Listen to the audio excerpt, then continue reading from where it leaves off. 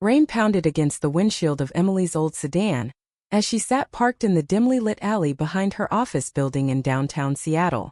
Her hands trembled on the steering wheel, not from the cold seeping through the cracked window, but from the weight of the secret she'd just confessed. "I love you, Sarah," she'd whispered over the phone moments ago, her voice breaking like the storm outside, and now the silence on the other end felt like a death sentence. Emily Thompson had always been the picture of composure, a 28-year-old marketing executive climbing the corporate ladder with ruthless efficiency.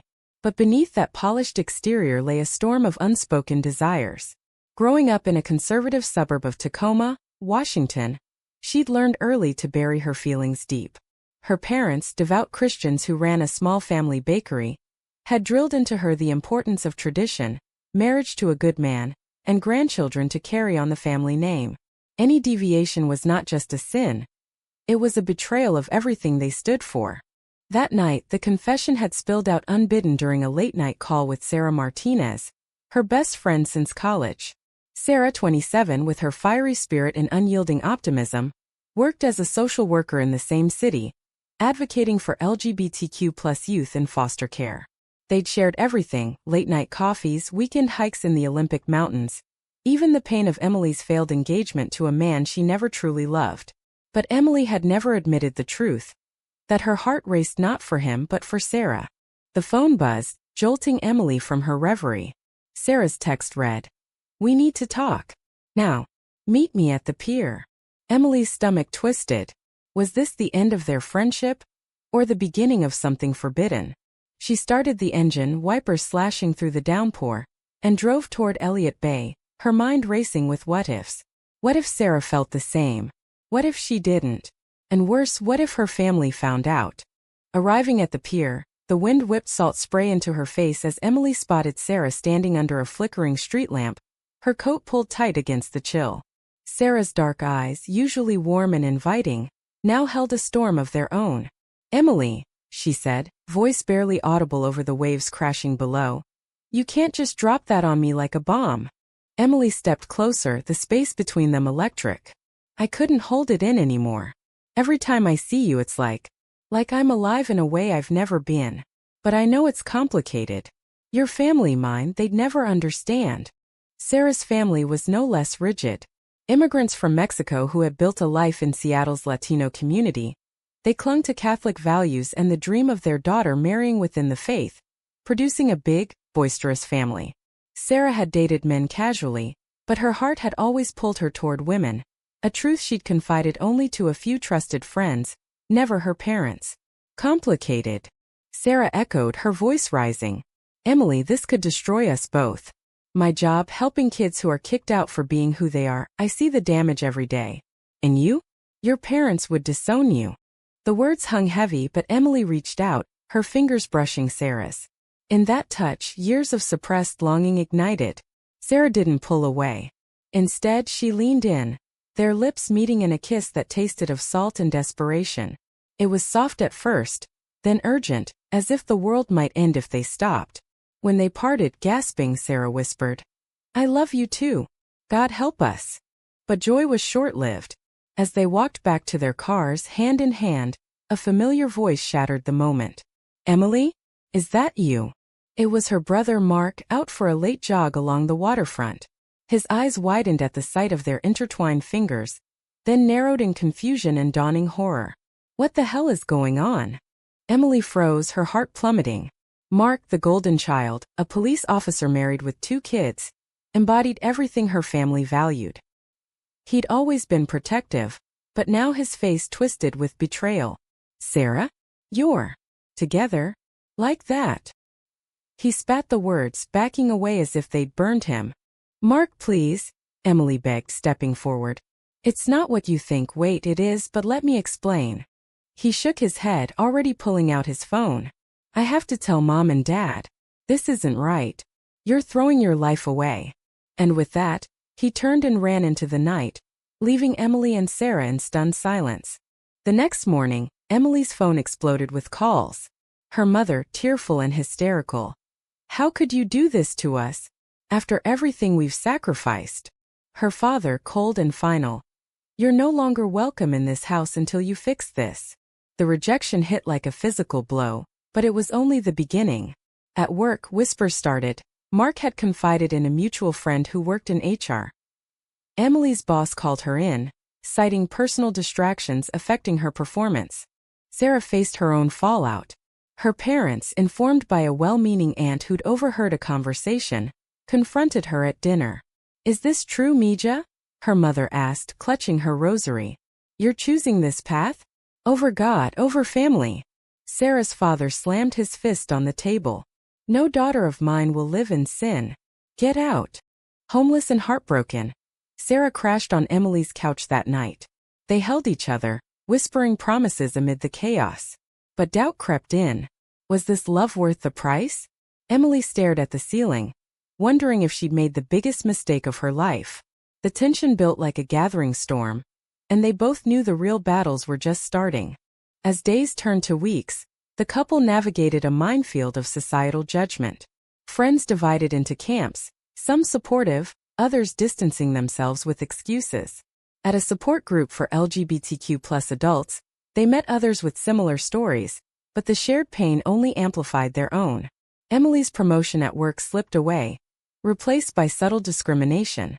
Sarah's caseload grew heavier, her empathy for her clients now laced with personal anguish. One evening, as they cooked dinner in Emily's small apartment, Sarah broke down. "I can't do this alone," she sobbed. "My family, they were my everything." Emily pulled her close, but inside guilt gnawed at her. Had her confession selfishly upended Sarah's life? The turning point came at a family gathering Emily couldn't avoid. Her grandmother's 80th birthday. Sneaking in late, she hoped to blend in, but Mark cornered her in the kitchen. "You've shamed us all," he hissed. "Mom cries every night. Fix this or stay away." Emily's resolve cracked. That night she told Sarah, "Maybe we should take a break. For their sake. For ours." Sarah's eyes flashed with hurt. "A break? After everything? You're choosing them over us."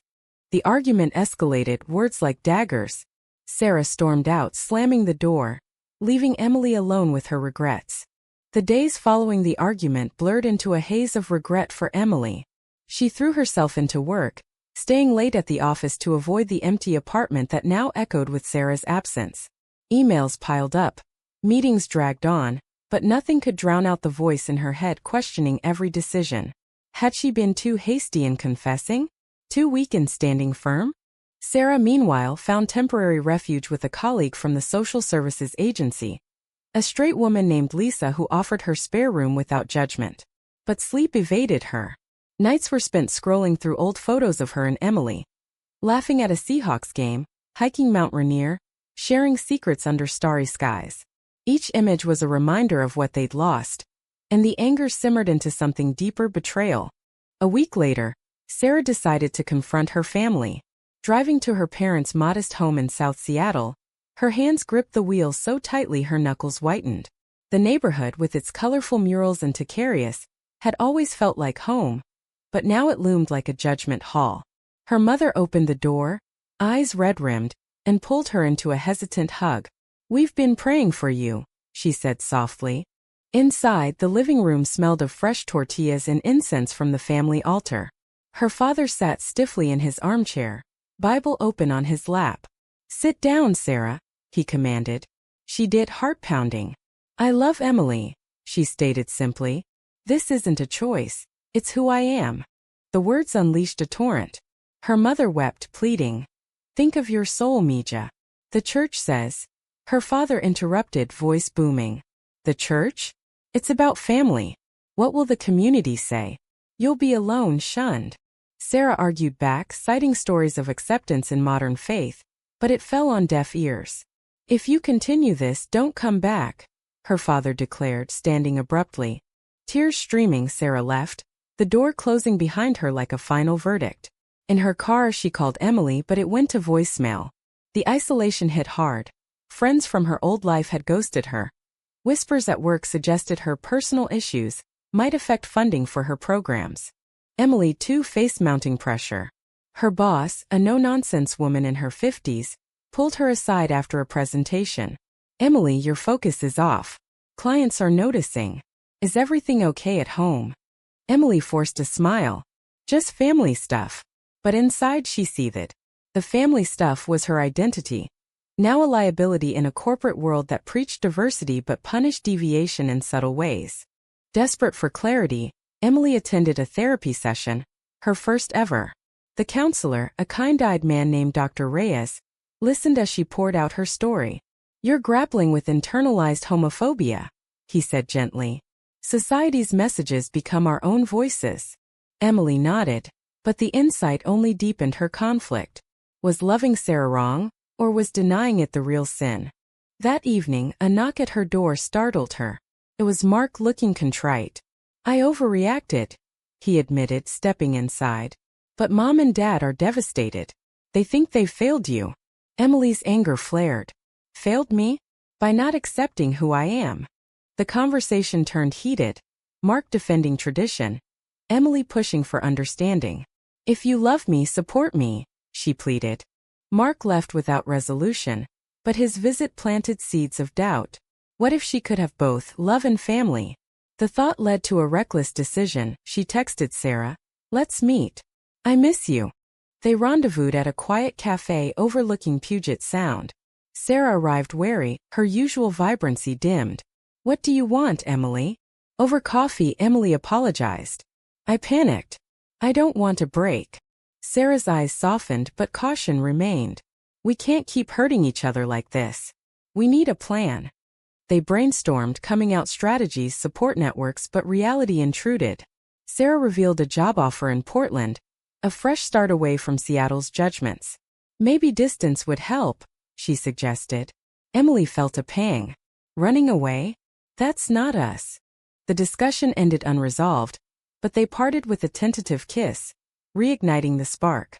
Yet as Emily drove home, a call from her mother shattered the fragile peace. "Your father had a heart scare," she said, voice trembling. "The stress. It's too much." Guilt crashed over Emily. Was her love literally killing her family? The accusation fueled a spiral. Emily distanced herself again, ignoring Sarah's texts. Sarah, sensing the retreat, made her own choice. She accepted the Portland job. Packing her bags, she left a voicemail for Emily. "I can't wait forever. This hurts too much." Emily listened to it repeatedly, torn between chasing Sarah and appeasing her family.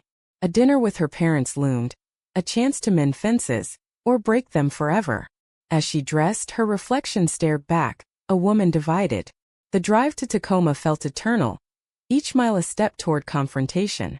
At the family home, the atmosphere was thick with unspoken words. Her mother served roast, avoiding eye contact. Her father, looking friendlier, finally spoke. "We love you, Emily. But this lifestyle, it's not God's plan." Emily took a deep breath. "Dad, it's not a lifestyle. It's me." The debate raged, scriptures quoted, tears shed. Mark joined, siding with parents, escalating the tension. In a moment of raw honesty, Emily stood. "If you can't accept me with Sarah, then you lose me." She walked out, heart-shattering but a strange freedom blooming. Yet the cost was immediate. Texts from relatives condemning her. Social media unfollows from cousins. Sarah, en route to Portland, got Emily's frantic call. "Don't go. I chose us." But Sarah hesitated. "You chose us now, but what about tomorrow?" The phone line crackled with uncertainty, the high of reunion tempered by scars. Portland's misty mornings did little to soothe Sarah's aching heart as she settled into her new apartment. The job at the nonprofit was fulfilling, helping at-risk queer youth navigate foster systems. But the distance from Emily amplified every doubt. Late nights found her journaling, dissecting their relationship. The passion, the pain, the societal barriers that turned love into warfare. Back in Seattle, Emily threw herself into activism, volunteering at the same support group where she'd met kindred spirits. It was there she befriended Mia, a confident lesbian in her 30s who'd survived family estrangement. "Healing takes time," Mia advised over coffee. "But don't let guilt chain you." Emily nodded, but the words felt hollow when her phone remained silent from family. A month in, temptation struck. At a work event, Emily met Jordan, a charismatic colleague who'd recently come out. Flirtation sparked, innocent at first, then charged. One evening after drinks, Jordan leaned in. "You're amazing, Emily. Why hide?" The kiss was brief, but guilt flooded Emily instantly. She pulled away, confessing her commitment to Sarah. Jordan backed off gracefully, but the incident haunted her. Was she capable of fidelity amid chaos? Sarah faced her own test. A coworker, Elena, openly gay and supportive, invited her out. Laughter flowed, connection built. Elena's hand brushed hers, an invitation. Sarah paused, thinking of Emily, and declined. "I'm taken," she said firmly. But the near miss shook her. Driving home, she called Emily. "We need to see each other." They met halfway in Olympia, at a quaint inn overlooking the Capitol Lake. The reunion was electric, hugs turning to talks to tears. "I almost cheated," Emily admitted, voice small. Sarah's face paled. "Me too." The confessions bonded them, but also revealed fractures. "How do we trust again?" Sarah asked. Vowing transparency, they planned visits, but life interfered. Emily's father suffered another health scare, pulling her back to Tacoma. At the hospital, her mother whispered, "This is on you." Emily snapped. "No, it's on your refusal to accept me." The outburst led to a family therapy session, mandated by Mark. There, raw truths emerged. Parents' fears of eternal damnation, Emily's resentment of conditional love. Sarah's parents reached out sporadically, cards with Bible verses, calls pleading return. She ignored most, but one voicemail from her mother broke through. "I miss my daughter." Sarah drove to Seattle unannounced, confronting them. "Accept me as I am or lose me." Her father softened slightly, agreeing to think. It was progress, fragile as glass. But betrayal lurked. Emily, seeking solace, confided in Mia about the near cheat. Mia, harboring unspoken feelings, twisted the story in a group chat, portraying Emily as unreliable. Word reached Sarah via a mutual friend. Hurt exploded. "How could you?" Sarah accused over the phone. Emily rushed to explain, but damage was done. Sarah hung up, blocking her number. Isolation gripped Emily. Family distant, friends wary. She quit volunteering, retreating inward. Depression set in, work suffering. A demotion loomed. Sarah threw herself into work, but burnout hit. A case involving a teen kicked out for being lesbian mirrored her pain, triggering a breakdown. Elena comforted her, leading to a kiss Sarah regretted instantly. Guilt consumed her. Unblocking Emily, she confessed. "I messed up too." The mutual betrayals forced a reckoning. They met in person in a park amid blooming cherry blossoms. "We've both hurt each other," Emily said.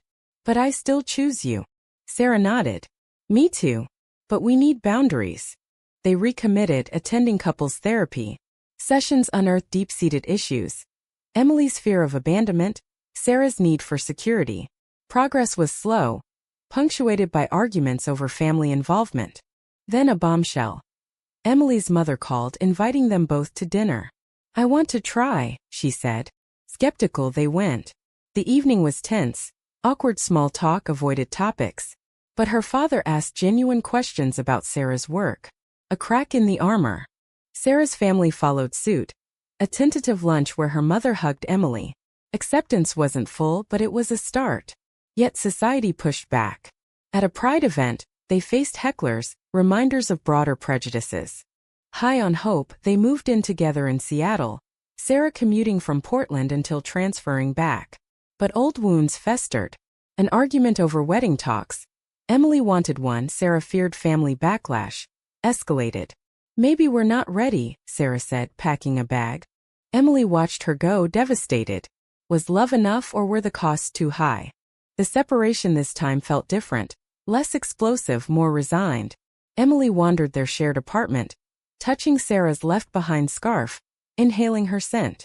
Work became mechanical. Friends' invitations went unanswered. She journaled obsessively, weighing pros and cons of their relationship like a business proposal. Sarah returned to Portland full-time, diving into advocacy with renewed vigor.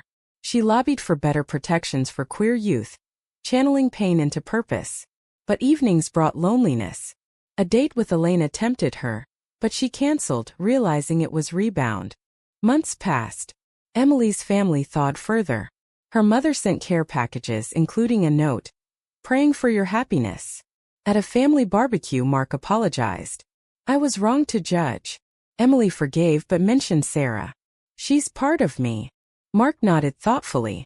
Inspired, Emily reached out to Sarah via email. I miss us. Can we talk? Sarah replied cautiously. Coffee next week? The meeting was charged. Over lattes they dissected failures. I pushed too hard for family approval, Emily admitted. I ran when it got tough, Sarah countered. Tears flowed, leading to a hug that lingered. Reconciliation sparked but cautiously. They dated anew.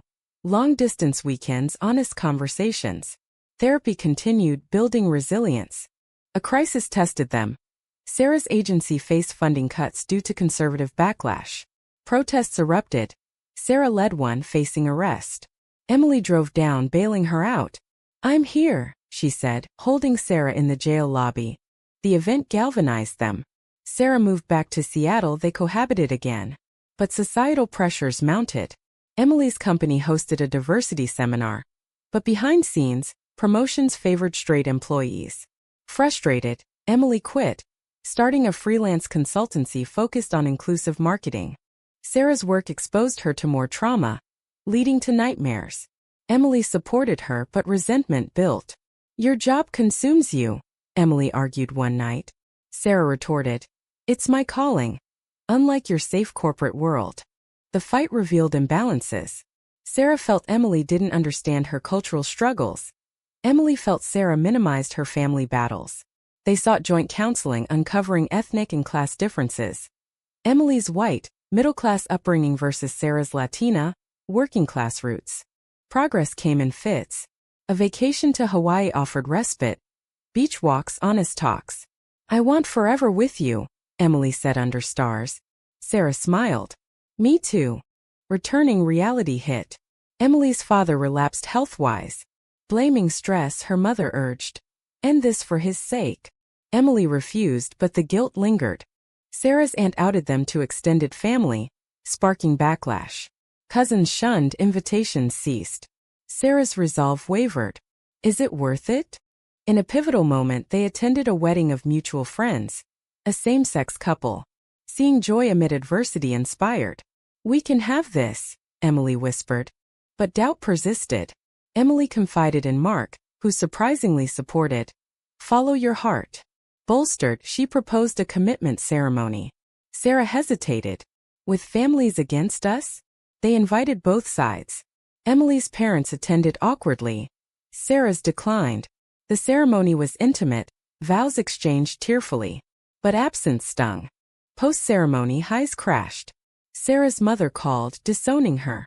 Devastated, Sarah withdrew. Emily pushed for confrontation, leading to another split. You don't get it. Sarah yelled, leaving. Emily, alone again, questioned everything. Had love blinded her to irreparable damage? Reeling from the latest fracture, Emily sought solitude in the Cascade Mountains, hiking trails that once brought peace. Each step pounded out regrets. The confession that started it all, the betrayals, the endless cycle of hurt and healing. Was it all a mistake? She whispered to the wind. Sarah, back in Portland, immersed in work but hollow inside. A promotion came but joy was absent. Friends urged moving on but memories haunted. She unblocked family numbers, testing waters. Her mother answered hesitantly. I saw photos of your ceremony. It broke my heart. Sarah pleaded understanding, but the call ended in stalemate. Weeks later, a mutual friend's crisis reunited them. Lisa's partner passed suddenly. At the funeral, Emily and Sarah locked eyes across the room. Comforting Lisa together, old bonds resurfaced. I've missed you, Sarah admitted afterward. They talked for hours, laying bare souls. We've paid dearly, Emily said. Family rifts, career setbacks, emotional scars. Sarah nodded. But we've grown stronger too. Deciding on a fresh start, they relocated to San Francisco, a more accepting hub. New jobs. Emily at a progressive firm, Sarah at a national advocacy group. Distance from families allowed breathing room. But past shadows lingered. Holidays brought loneliness. Calls home were strained. Emily's father improved, crediting reduced stress, implying their lifestyle had contributed. Guilt resurfaced. Sarah's breakthrough came via a client, a young Latina girl reconciling with parents. Inspired, Sarah wrote letters to her family, sharing stories of love's triumph over prejudice. Responses trickled. Her mother visited, tearful but open. "I don't understand, but I love you." Emily's family followed. A Christmas invite included Sarah. Tensions flared, debates over faith but ended in hugs. Acceptance bloomed slowly. Yet mouthwandowduk persisted. Emily wondered if forcing change was selfish. Sarah questioned if suppressing identity for peace was betrayal. Their relationship deepened, marked by intentional choices. Therapy, boundaries with families, community involvement. They mentored queer youth, paying forward survival. In a quiet moment, overlooking the Golden Gate Bridge, Emily reflected. "We've lost so much. Innocence, security, bonds. But gained authenticity." The story culminated in a joint family gathering. Awkward but hopeful. Laughter mixed with lingering judgments, but presence mattered. As they drove home, Sarah asked, "Do you regret any of it?" Emily smiled. "No. The price was high, but you're worth it." But was the sacrifice truly justified? Or did love demand too much from those around them? Was choosing personal happiness over family harmony right or wrong?